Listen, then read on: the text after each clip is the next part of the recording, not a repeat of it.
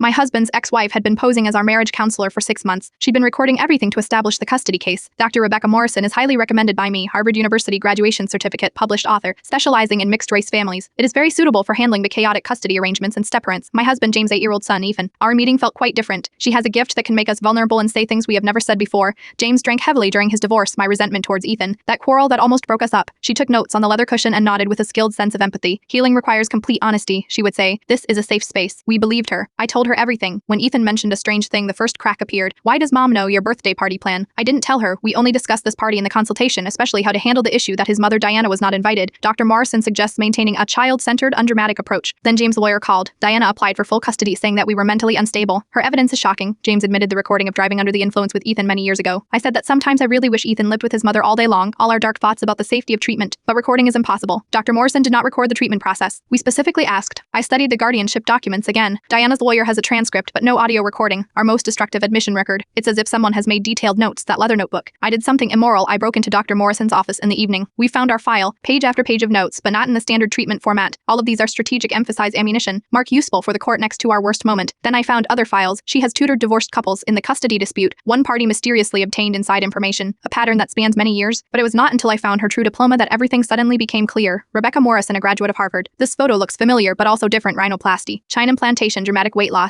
But those eyes, Diana's eyes, my husband's ex-wife, spent $200,000 on plastic surgery, forged a fake identity, opened the clinic, and waited for 3 years before we needed marriage counseling. She introduced us through a mutual friend and mentioned the amazing Dr. Morrison, who saved their marriage. It took us 6 months to confess our darkest thoughts to the woman who wanted to destroy us. My name is James, my hands trembling. At the next court session, we confronted her and brought along a detective. She knew it as soon as she saw him. The false accent has disappeared. The glamorous psychologist has turned into the familiar mean ex-wife we know. You stole my life, she spat at me. My husband, my son's love, my future. I just took it back. She recorded everything in her notebook, desk lamp, and even her glasses. Several hours of confidential communication. Our sex life, our financial situation, our fears. She knows which button to press because we handed her the operation manual. This arrest made headlines. The fake psychologist was exposed as the vengeful ex-wife, but the damage had already been done. These recordings were not accepted in the detention court, but Diana's lawyer argued that we shared this information with his client. Voluntarily. The judge was very conflicted. We are still fighting. Ethan is undergoing treatment. The real treatment. He doesn't understand why his mother is pretending to be someone else. Why did she make her father and his wife cry? Why do adults lie so carefully? But what troubles me is that she is very good at this. Respice is good. If it weren't for her greed for custody, we wouldn't have known at all. We will still see her, still repent, and still trust her. Last week we obtained the evidence disclosure document for the criminal trial. She wrote down the way to slowly destroy us, not only guardianship, but also career, friendship, and family relationships. She intends to pretend to be someone else in our life. A maze composed of false identities, all of which are aimed at isolating and destroying us. She studies us as if we were specimens, know ourselves better than we know ourselves.